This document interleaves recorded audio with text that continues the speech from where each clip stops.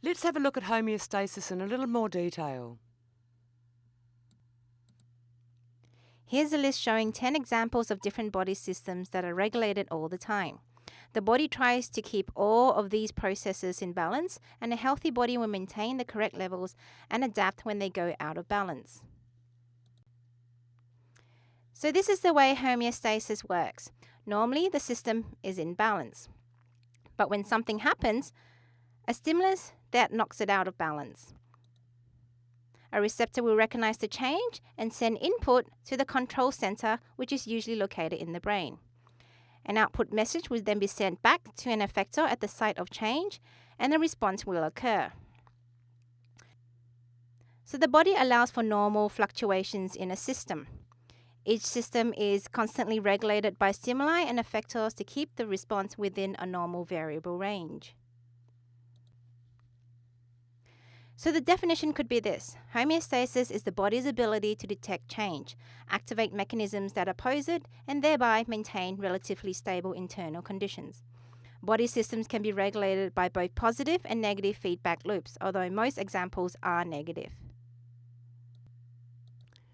So here's a classic example of a negative feedback loop, the homeostasis of body temperature. Here, a stimulus could be a hot day.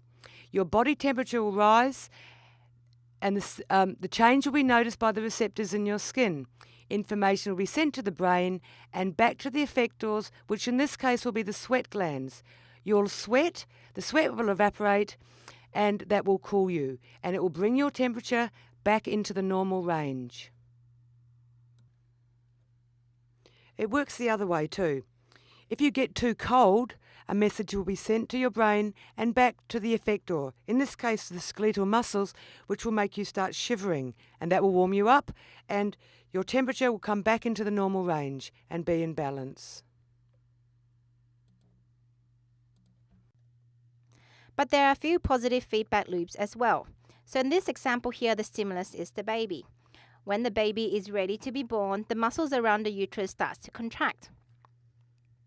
So this put the system out of balance, but in this case, this is necessary. And this essentially causes a positive feedback loop.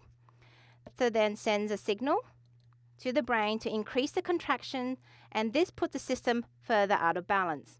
So this will continue until the baby is born or until the stimulus is no longer present. Here are a few examples of what can happen when homeostasis goes wrong. For example, homeostasis maintains body temperature within a particular range, but when it's too hot or too cold, the body can't work properly.